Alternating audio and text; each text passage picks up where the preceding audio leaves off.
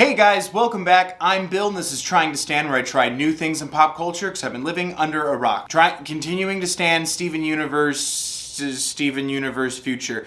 Why we're back with more Steven Universe Future. Oh, we're in the final stretch, which feels weird. I feel like I just got here. Just want to talk about the new episodes that dropped this weekend, In Dreams and Bismuth Casual. Some reactions are going to be thrown in here. We'll talk about some of the theories, some of the thoughts, some of the things I noticed, some of the questions I have. First off, we finally got a Steven Universe Future Peridot episode. That just made me so happy already. Peridot's one of my favorite characters, and she just kind of creeps up on you. I had no idea when I started watching this show that I'd be excited for a Peridot episode. But Peridot was one of those first antagonists in Steven Universe. Now I'm sitting here watching Peridot write fanfiction, Inception with Steven over their favorite show, that soap opera drama that Peridot will watch the tapes of in the barn, which is a wonderful callback to that. And I love the meta humor of it being a reboot and then like it's letting them down and they're nitpicking it and what did you do to my characters? And it felt very meta in the sense of people are saying that about Steven Universe Future. Fine. One could do nothing but anticipate that reaction from some people, if not most. I kind of love addressing that because it is funny, but also I feel like it's them saying that like, hey, like you're valid. Nobody hates you for being disappointed in Steven Universe Future. But I also feel like we're getting this weird recurring meta theme of everything you're expecting isn't how this is going to end, which makes me very worried. Watching it absolutely wrecked me. I'm kind of nervous everyone's just dead.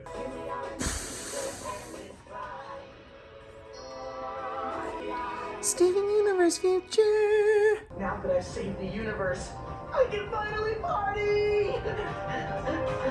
Yay? Onion! Why did Onion not age? Did we ever find that out? Let me in! Oh!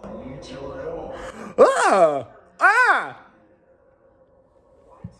Yeah. Why do I keep having these horrible dreams? Steven! Peridot? Steven! I'm okay. Did you tape it? What are you talking about? The rest of that show, oh please God. Can't find any cards? What have they done? What is... Oh my God. They changed all the characters and I don't care about any of them. Some of us, come on. Is this my dream from last night? Ew. We can reboot the reboot. Oh wow, you're going for it, huh? These characters have no chemistry. I just can't get into Rodrigo, can you? There's gonna be a unique pairing coming up and they're just prepping it now. I read that eating spicy foods before bed makes your dreams super vivid. Huh. I appreciate it. Really? Ugh.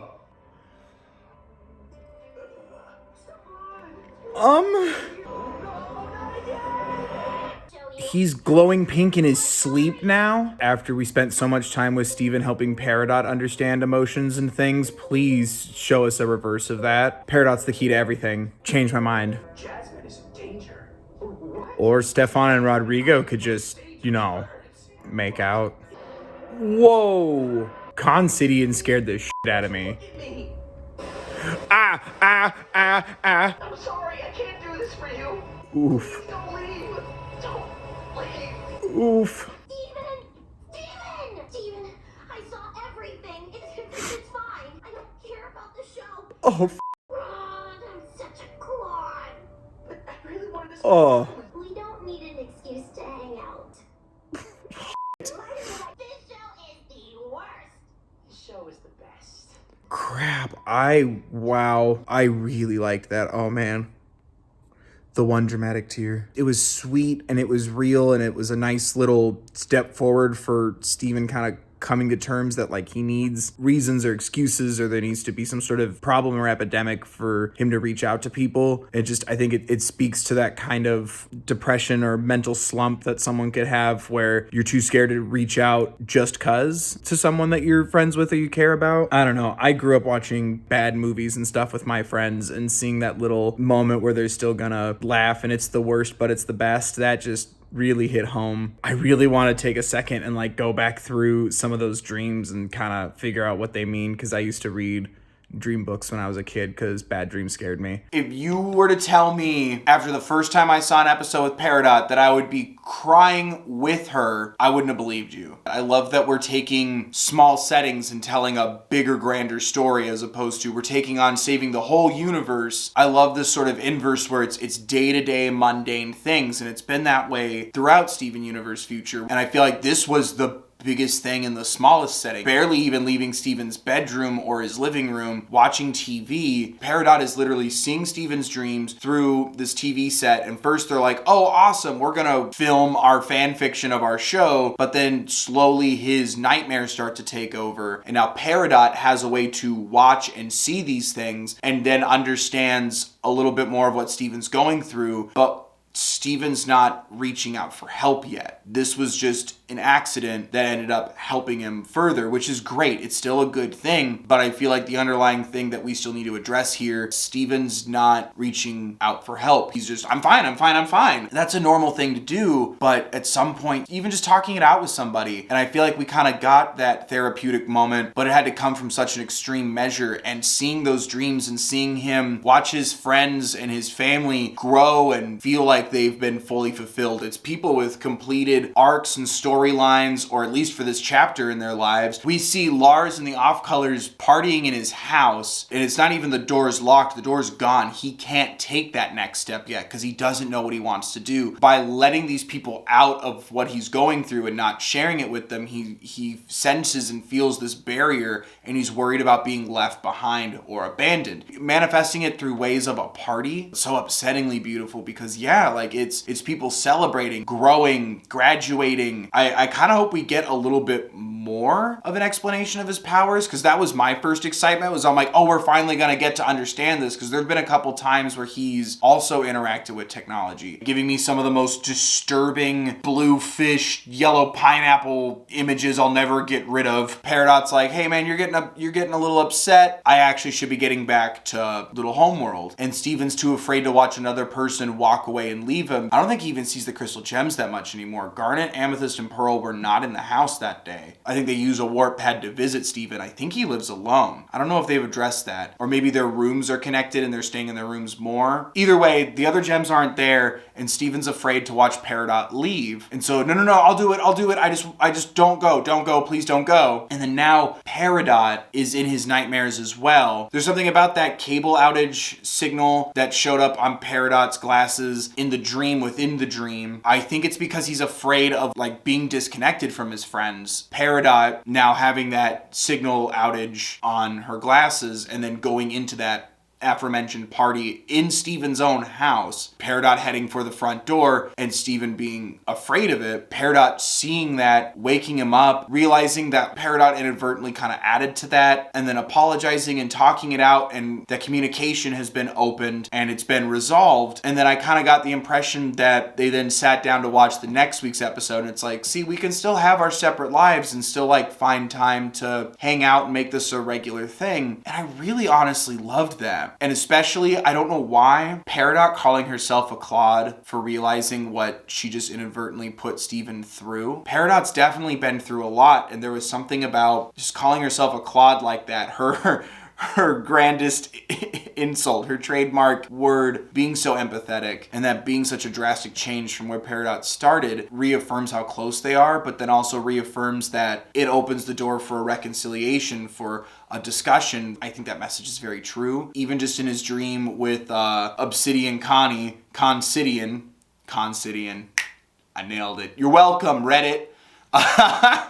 It's a worry that what if all my friends are stronger together without me? A lot of it's very apparent that it's him losing both his childhood and his identity through his experiences in his childhood, but also losing the gems. They're gonna fly off away, just like his interest in Dogcopter, because he said that in Snow Day. He's like, I don't watch that anymore. Using Steven's powers, it all organically led to that first real understanding and that outcry for help, that unintentional illustration of what he's going through to another character. I loved it. And especially just when Peridot just takes off her Garnet-inspired glasses, and it's classic Peridot's Steven Universe face. That was Peridot's little Steven transformation moment. Someone who we've watched go through so many emotional ups and downs is now helping someone else. And I love the reversal of their relationship now. I really like that one. And then next we have Bismuth Casual. I really like the character of Bismuth.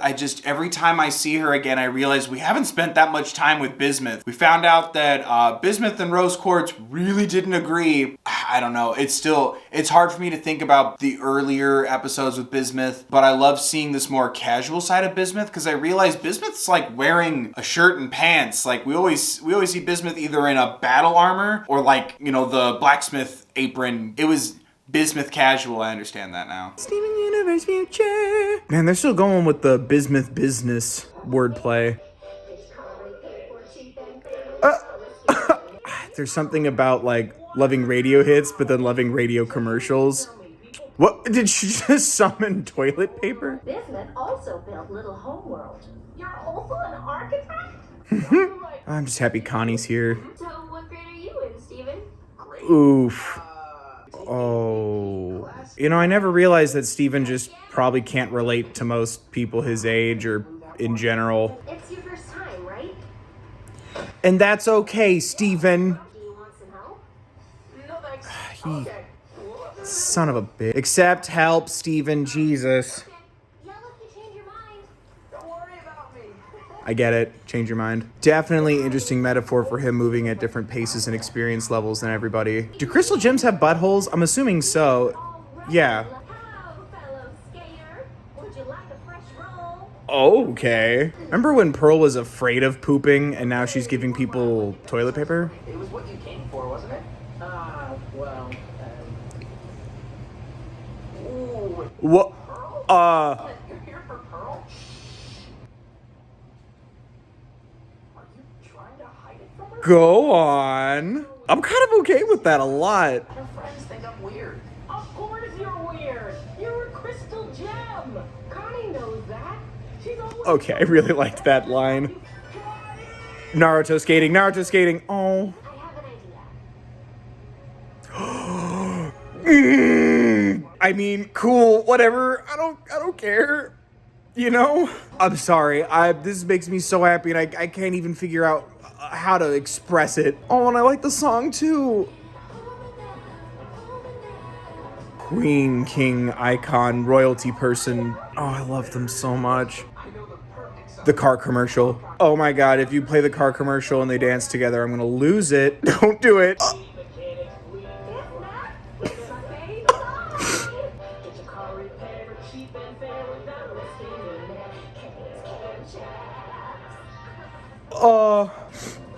I'm okay. Ooh, good step forward, Steven. That was nice. I'm at the point where even the happy things make me very emotional. I think I'm about that potential ship. I could set sail on that ship. I really like that. More characters we haven't seen yet, and I really want to listen to the full song, the Can't Hold Me Now, Only I Can Do That.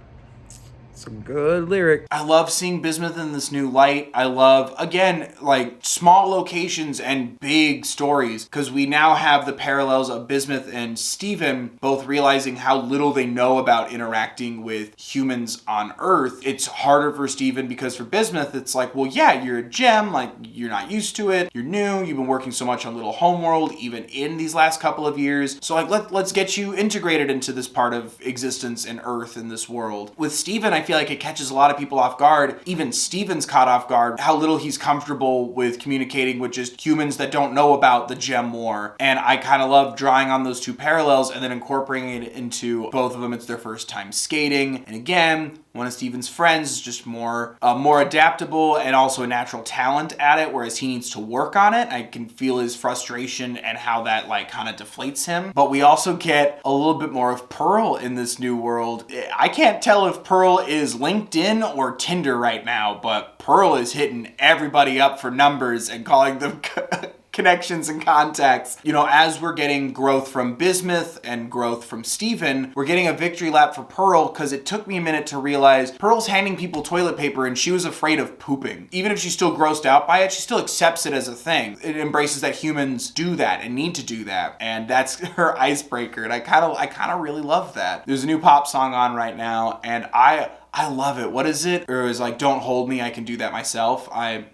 Connie already knowing how to skate. This isn't her first time at the roller rink. This isn't her first time interacting with people, but then her always offering to help Steven, and Steven being reluctant at first and even straight up denying that he needs help at all, showing that his hang up isn't, oh, well, I don't need Connie's help. I'm better than Connie. It's, well, I don't want to bother her. I don't want to burden others, which is a very common thing for people to unfortunately feel, especially with anxieties and depression, all kinds of mental health issues. I love seeing that and illustrating that eventually Steven, once he finally accepts her help, it comes in the most beautiful way you can in Steven Universe. Like, it was so unexpected, but such an obvious answer that it wasn't like a, oh, you're gonna do this? What? It's like, of course you're gonna fuse into Stevonnie. That not only shows that she's on the same page as him and they still can connect like that, but I think it also reaffirms for Steven that he's capable of learning, he's capable of receiving that help, but also when he gets that help, it is going to actually help him. But Bismuth and Pearl, the more I gestate on it, it threw me through such a loop, but the more I gestate on it, the more I'm like, I never realized how much sense that kind of makes until right just now. We didn't directly say it, but I kind of love Bismuth saying that now that she's come to terms with, gotten over, and accepted pink/rose quartz, Pearl's a lot happier, and kind of reaffirming that it's not your job to step in when someone's going through something. When someone does take that next step forward for themselves, like Steven needs to do and so many characters have already done, it also opens yourself up with others as well. Other people will take notice of that and it helps gravitate them to you. Again, it doesn't have to be for the end game of a romantic relationship. It does illustrate how being more in tune with yourself and understanding yourself and moving forward does,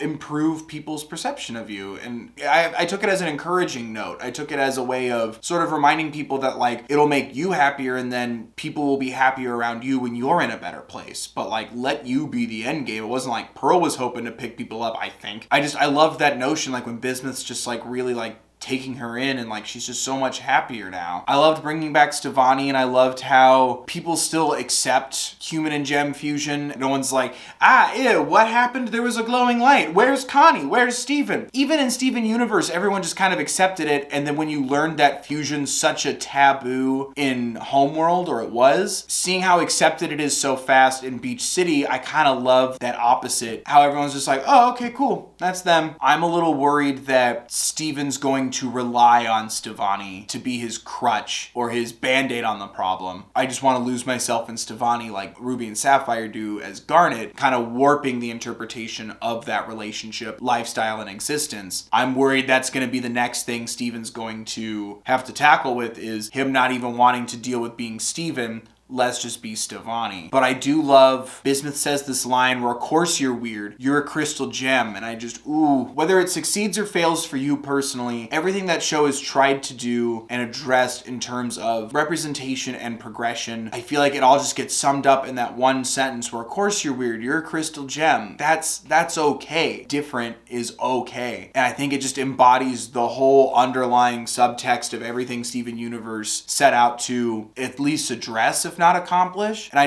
don't know, I love it. It makes me think of all the times they've hit on representation, but also human rights, trauma and experiences, and social anxieties. It's all wrapped up for me in that one little moment, and it's so just encouraging. I just love, of course you're weird, of course you're a little different, you're a crystal gem, that's awesome.